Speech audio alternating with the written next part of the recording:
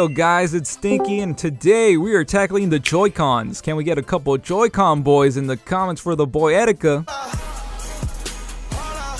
Because he started a movement with that. But seriously, I appreciate the Joy-Cons and what they were trying to do, even though they've been a little bit underwhelming. And while I've criticized the hell out of the PS5, I will say that I praise the hell out of the DualSense controller. You know, I just expect big things from the 5, so that's why I overanalyze it a bit. But the controller is just fucking great, man. And that's where the idea for this video came, that the Joy-Cons was trying to do what the DualSense actually achieved. So we should give the Joy-Cons some thanks for taking those baby steps so that the DualSense controller could run today. So today we're gonna look at the good and the bad with the Joy-Cons and also look ahead, because we are nearing the end of the Switch's lifespan, so there's gotta be a new console on the way, probably in the next 2 years maybe. So we're just gonna assume that Nintendo goes with a Switch successor, so that means that Joy-Cons are here to stay, and we'll speculate how Nintendo should improve upon this design and functionality. Because I'ma say it might be controversial, but I think that the Joy-Cons were almost perfect, but they ended up being a little underwhelming and, you know, flawed. But why were they underwhelming and flawed? For that, let's start from the beginning, and let's start out with the Switch rumors when we first heard about this hybrid console. Nintendo needed to win back the fans because they were doing so good with the 3DS and every other handheld console, but they were kind of messing up on the home consoles because they were doing really bad with the Wii U. So they thought up the genius idea of mixing both, a home console on the go. So we needed a controller that worked both for home use and be easily handheldable.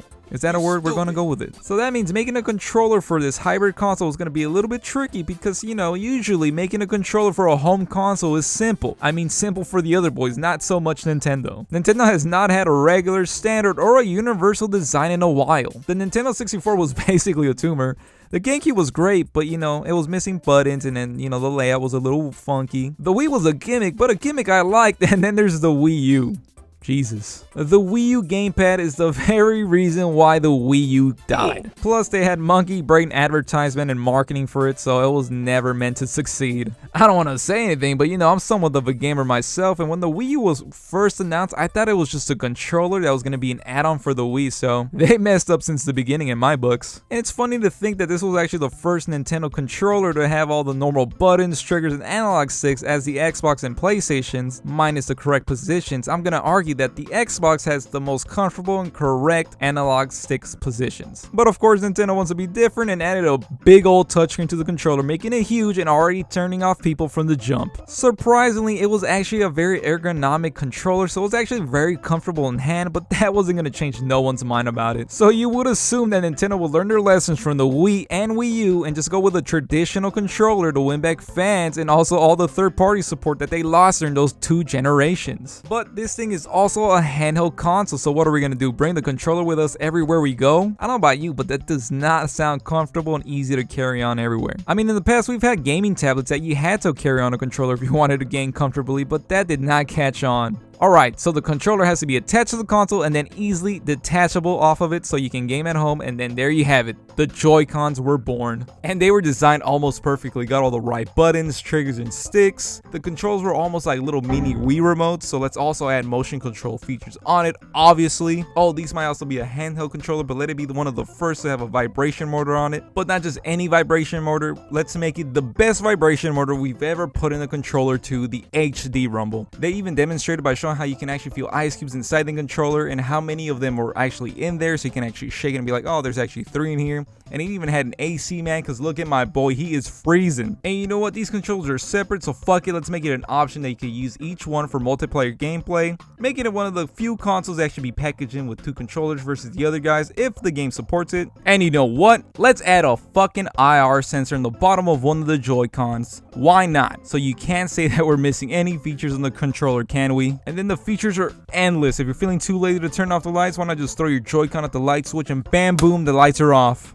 I hope that's covered under warranty. But man, talk about the whole package. The only noticeable concern when they were first announced was how small are these things, and bam, That was our first strike because these were small. You gotta be careful not to accidentally swallow one of these Tic Tacs. I mean, they work fine in handheld mode because you have no other option in handheld mode, but once you separate them and just put them in your hands, God, they're small. But of course, your mouths may vary because my hands are big, but maybe they're the perfect size for you. I don't know. But hey, this is my fault for having these big boys. But they did attempt to fix the problem by including an attachment to mimic a traditional controller, and it does help by adding size and ergonomics to the controller, but there's still one big issue, and that is that the buttons and the sticks are still small. And like that, Nintendo almost released the most perfect controllers for its hybrid console, the Joy-Cons, but its perfection was hindered by its size, not just because of how small they were, but because that led to the controller's most controversial issue, the Joy-Con drift. Nowadays, you want to hear Joy-Con if it isn't followed by the word drift. I'm sure there's a better explanation on why the Joy-Cons drift, but from what I understand is that the Joy-Cons were so small, so they have to design it with that in mind. So of course, when you're playing with small parts, that would lead to a lot of failures. And fans were also complaining that the analog sticks were too small because they had a small range of motion, so it would also lead to inaccurate inputs. Plus, bundled with Joy-Con drift, it's just a recipe for disaster, and now it's led to a higher failure rate than the original Xbox 360, putting the red ring of death to shame. Crazy enough, Nintendo doesn't even consider this a design flaw. It's way easier to deny the fact than to have to possibly redesign the whole analog mechanism. Secretly, they do acknowledge it since they do offer a free replacement service for them. They call it a repair service, but even they know there's no way to repair them, so they just always replace them for you. It's a really simple service to do, but a pain if you don't have an extra controller in the meantime while your Joy-Cons are sent away. Sadly, it seems a lot of fans don't know about this service because so many people complain about having to buy new Joy-Cons when they get Joy-Con drift. So spread the word and help a friend out so they don't spend any more money than they have to. I'll put a link in the description bar so you can see the steps on how to get them repaired or replaced for free. It doesn't seem to matter if you're out of warranty because I sent my launch Joy-Cons last year without an issue. So there you have it. You don't have to spend money on Joy-Cons unless you want to for a new colorway of the Joy-Cons, which is one of the great things that came with Joy-Cons. I love the customizations of having different colors. And then they also have some awesome special edition controllers too, but I wish they were also available to purchase and not just with console bundles. But one of the issues with these controllers is that these things are expensive. One of the most expensive to buy out there on the market. A hefty price to pay for all this tech in them, but they're also not very durable. Man, imagine if these things had analog triggers, that would have been a disaster. But I would have still loved to have had analog triggers because why not? Everybody else has them too. But I'm getting ahead of myself, so let's save that for the end of the video and let's get back on topic. Let's talk about how some of the features were a little underwhelming besides the motion controls, because a couple games did take advantage of that, but there were a lot of features that were underutilized or almost dead on arrival, it felt like. HD ROM was such a cool concept introduced but never really caught on. Tell me in the comments what games were actually used in creative ways besides 1-2 Switch that really show them off. Other games just use the vibration control for in-game hidden collectibles like in Breath of the Wild and Mario Odyssey, but the PS5 DualSense controller that may or may have not been inspired by HD Rumble, and it had Astral's Playroom, which was the best tech demo to show off the DualSense. One can wonder, I wonder if that was what Nintendo imagined HD Rumble to be, but it never reached its potential. You can correct me again in the comments, but I have played a lot of Switch games and never really felt anything that took full advantage of the HD Rumble. And then we have the IR sensor. Like, what was the point of including that thing? Besides 1-2 Switch, only Labo made use of it. Nintendo is crazy enough to include a feature like that just for one game idea, and by the sales for that game, it did not pan out. I didn't get Labo, I just didn't want to have more garbage. I already had enough garbage from the Wii days. No way I wanted to hoard some cardboard for years to come. One day I'm gonna pull out the Wii Fit board again,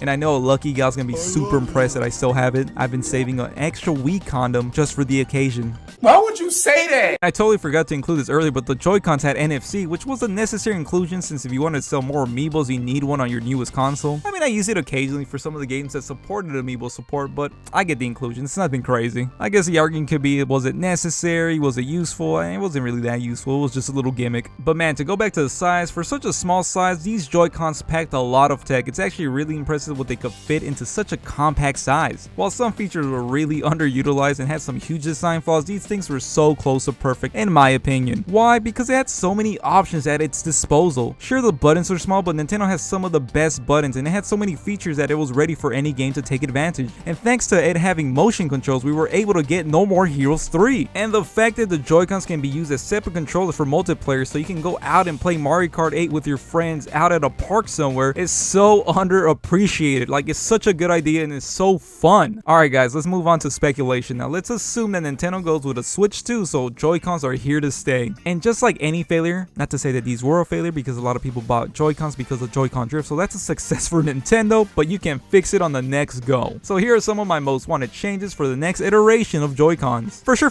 they gotta be bigger. It's gonna help with the overall comfort, and let's not forget bigger and better buttons and a better lifespan for the analog sticks. And with a bigger size, I do hope for better ergonomics, more curvature to better fit one's hand, and also better positions for the sticks and button controls. And I also want an improved HD rumble, learn from DualSense. I know Nintendo does not want to copy the competition, but you already started, so why not improve upon it? This might be a pipe dream, but I do want analog triggers to come back. They don't have to be PlayStation 5 analog triggers, I just want simple analog triggers to come back. Come on, that's simple. And those are some of the most obvious changes and all the ones I could think of, so let's go with a crazy one. Let's have Joy-Con faceplates, akin to the new 3DS faceplates. Come on, these things are expensive, it makes it hard to invest in something when I want different colors. But if we could easily swap out plates on them, that would make for a fun, awesome feature that fans will love. Might be difficult to pull off, and of course Nintendo would rather you pay full price for Joy-Cons, but this will be a great way to personalize your Joy-Cons without really spending too much money. Ultimately, I like the Joy-Cons. Not perfect, but they've done their job. And I do see the faults and I can understand the frustration with these, but if you don't like them,